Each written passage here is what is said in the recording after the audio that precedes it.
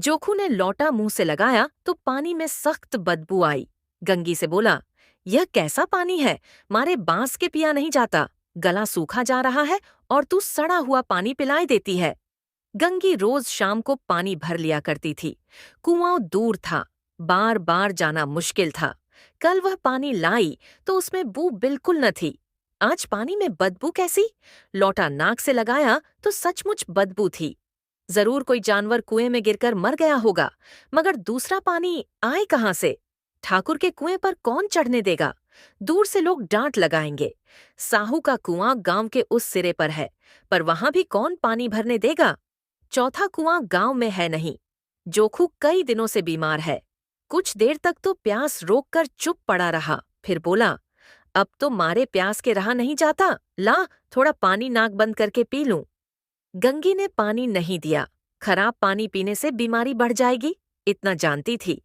पर यह न जानती थी कि पानी को उबाल देने से उसकी खराबी निकल जाती है। बोली, ये पानी कैसे पियोगे? न जाने कौन जानवर मरा है। कुएं से मैं दूसरा पानी लाई देती हूँ। जोखू ने हैरानी से उसकी ओर देखा। दूसरा पानी कहाँ से लाएगी? ठाकुर और साहू के दो कुएं तो हैं, क्या एक लोटा पानी न भरने देंगे? हाथ पांव तुड़वा आएगी और कुछ न होगा। बैठ चुपके से। ठाकुर लाठी मारेंगे, साहू जी एक के 5 लेंगे। गरीबों का दर्द कौन समझता है? हम तो मर भी जाते हैं तो कोई दरवाजे पर झांकने नहीं आता। कंधा देना तो बड्ढी बात है। ऐसे लोग कुएं से पानी भरने देंगे? इन शब्दों में कड़वा सत्य था। गंगी क्या जवाब देती? पर उसने वह बदबूदार पानी पीने नहीं दिया। रात के 9 बजे थे। इसी समय गंगी कुएं से पानी लेने पहुंची। कुप्पी की धुंधली रोशनी कुएं पर आ रही थी। गंगी दीवार की आड़ में बैठी मौके का इंतजार करने लगी। इस कुएं का पानी सारा गांव पीता है। किसी के लिए रोक नहीं, सिर्फ ये बदनसीब नहीं भर सकते। गंगी का विद्रोही दिल ऊंच नीच की पाबंदियों और मजबूरियों के बारे में सोचने लगा। हम क्यों नीच हैं और ये लोग क्यों ऊंचे हैं? यहाँ तो जितने हैं एक से एक छोटे हैं।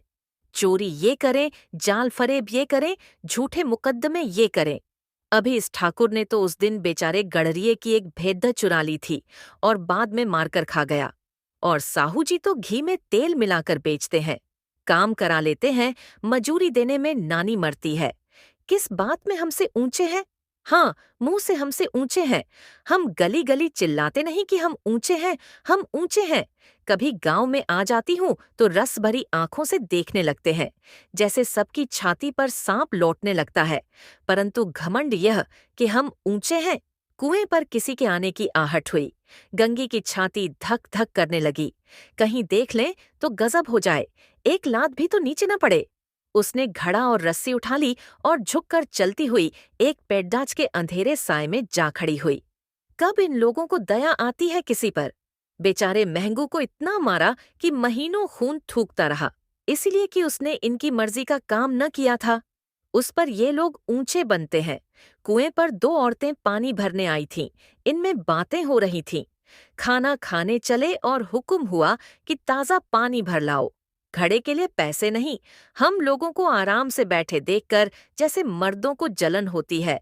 हाँ, यह तो नहीं हुआ कि कलसियां उठाकर भर लाते, बस हुक्म चला दिया कि ताज़ा पानी लाओ, जैसे हम लौंडियां हो।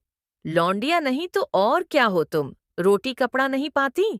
10, 5 रुपए छीन झपट कर ले ही लेती हो। और लौंडियां कैसी होती हैं? 1, ऐसा मत बोलो दीदी, थोड़ा सा आराम करने को जी तरस कर रह जाता है। इतना काम किसी दूसरे के घर कर देती तो इससे कहीं आराम से रहती। ऊपर से वह एहसान मानता, यहाँ काम करते करते मर जाओ। पर किसी का मुंह ही नहीं सीधा होता। दोनों पानी भरकर चली गईं तो गंगी पेड्डा की छाया से निकली और कुएं के पास आई। ठाकुर भी दरवाजा बंद करके अंदर आंगन में सोने जा रहे थे। गंगी ने थोड़ी चैन की सांस ली। किसी तरह मैदान तो साफ हुआ। अमृत चुरा लाने के लिए राजकुमार किसी जमाने में गया था। वह भी शायद इतनी सावधानी के साथ और समझ बूझकर नहीं गया होगा। गंगी दबे पांव कुएं के ऊपर चढ़ी। जीत का ऐसा अनुभव उसे पहले कभी न हुआ था। उसने रस्सी का फंदा गड्ढे में डाला, दाएं बाएं चौकन्नी निगाह से देखा, जैसे कोई सिपाही रात को दुश्मन के किले में सुराख कर रहा हो। अगर इस समय वह पकड़ ली गई तो फिर माफी या रियायत की रत्ती भर उम्मीद नहीं थी। अंत में देवताओं को याद करके उसने कलेजा मजबूत किया और घड्ढा कुएं में डाल दिया।